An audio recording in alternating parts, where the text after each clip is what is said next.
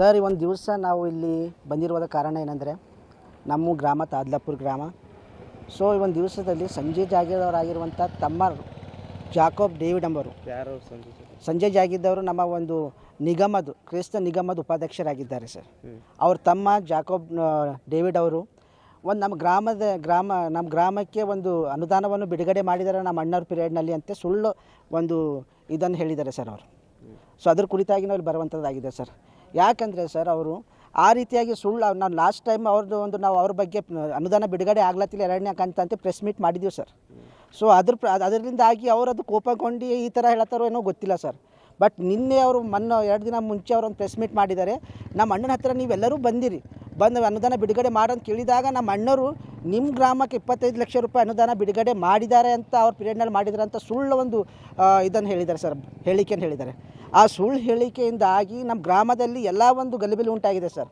ಜನರಿಗೆ ಏನು ಅನ್ನಿಸ್ತಾ ಇದೆ, ಏನು ಅವ್ರ ಅನುದಾನ ನಿಜವಾಗ್ಲೂ ಬಿಡುಗಡೆ ಆಗಿದೆ, ಯಾಕಂದ್ರೆ ಉಪಾಧ್ಯಕ್ಷರು ತಮ್ಮ ಹೇಳಿದಾರ ಮೇಲೆ ಅಂದಮೇಲೆ ಅನುದಾನ ಬಿಡುಗಡೆ ಆಗಿರಬೇಕು ಅಥವಾ ರಾಕೇಶ ತೊಗೊಂಡು ಪ್ರದೀಪ್ ಕುಮಾರೇ ಅದು ಹಣವನ್ನು ಉಪಯೋಗಿಸ್ಕೊಂಡಿದ್ದಾನ ಅಂತ ಎಲ್ಲ ಬೇರೆ ಜನಗಳಲ್ಲಿ ಗೊಂದಲ ಆಗಿದೆ. ಸ್ವಲ್ಪ ಜನರಿಗೆ ಗೊತ್ತಿದೆ, ಬಟ್ ಬೇರೆ ಜನರಿಗೆ ಎಲ್ಲ ಮಾಹಿತಿ ಗೊತ್ತಾ ಸರ್. ಇಡೀ ನಮ್ಮ ಅವರು ಸೋಷಿಯಲ್ ಮೀಡಿಯಾದಲ್ಲಿ ಬಿಟ್ಟಾರೆ ಮತ್ತು ಮಾಧ್ಯಮದ ಮುಖಾಂತರ ಬಿಟ್ಟಿದ್ದಾರೆ. ಅದರ ಮೂಲಕವಾಗಿ ನಾವು ಎಲ್ಲ ಜಿಲ್ಲೆಗಳಲ್ಲಿ ಕರ್ನಾಟಕದಲ್ಲೆಲ್ಲ ತಲುಪಿದೆ ಸರ್ ಅದು. ಸೊ ಅದ್ರ ಸಲುವಾಗಿ ನಾವು ಇಲ್ಲಿ ಬಂದಿರುವುದ ಕಾರಣ ಅಂದರೆ ನಮ್ಮ ಅಲ್ಪಸಂಖ್ಯಾತರ ಒಂದು ಅಧಿಕಾರಿಗಳು ಅದು ಏನವರು ಹೇಳಿಕೆ ಹೇಳಿದ್ದಾರೆ, ಒಂದು 25 ಲಕ್ಷ ಸಂಜಯ್ ಜಾಗೀರ್ದಾರ ಒಂದು ಸಮಯದಲ್ಲಿ ಬಿಡುಗಡೆ ಮಾಡಿದ್ದಾರೆ ಅಂತ ಅವರು ಹೇಳಿದ್ದಾರೆ. ಅದ್ರ ಮೇಲೆ ಅವ್ರು ತನಿಖೆ ಮಾಡಬೇಕು. ಯಾಕೆಂದರೆ ಅವ್ರು ಬಿಡುಗಡೆ ಮಾಡಿದ್ರೆ ಇದರಲ್ಲಿ ಮಾಹಿತಿ ಇರುತ್ತೆ ಅಲ್ವಾ ಸರ್. ಇಲ್ಲಿ ಅವ್ರ ಆಫೀಸರ್ ಹತ್ರ ಎಲ್ಲ ಡೀಟೇಲ್ಸ್ ಇರುತ್ತೆ.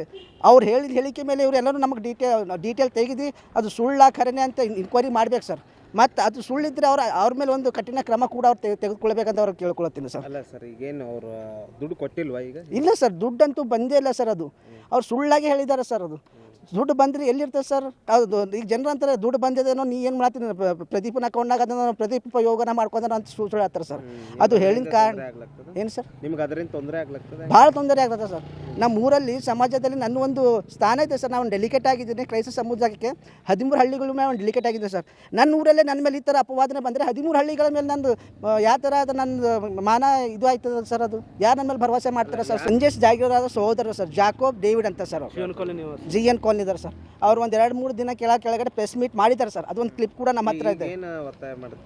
ನಾವೇನಂದರೆ ಸರ್, ಅವರು ಏನು ಹೇಳಿಕೆ ಹೇಳಿದ್ದಾರೆ ಅದು ನಿಜನಾ ತಪ್ಪ ಎಂಬುದು ನಮ್ಮ ಅಲ್ಪಸಂಖ್ಯಾತರ ಒಂದು ಇಲಾಖೆ ಅಧಿಕಾರಿಗಳು ಅದೇನದ ಕರೆಕ್ಟಾಗಿ ಇದು ಮಾಡಿ ಏನದ ನಿರೀಕ್ಷೆ ಮಾಡಿ ಅದು ಸುಳ್ಳೋ ಖರೇನೋ ಎಂಬ ನಿರೀಕ್ಷೆ ಮಾಡಿ ನಮಗೆ ಅದ್ರ ಏನು ಬಿಡುಗಡೆ ಮಾಡಿ ನಿಜನಾ ಇಲ್ಲವಂತ ನಮ್ಗೆ ತಿಳಿಸಲ್ಬೇಕು ಸರ್. ಅದು ಅವ್ರು ತಿಳಿಸಲು ಹೋದ್ರೆ ಸರ್ ನಾವು ಮುಂದೆ ಬರುವಂಥ ದಿನಗಳ ಮೇಲೆ 8 ದಿನ ಟೈಮ್ ಕೊಡ್ತೇವೆ ಸರ್.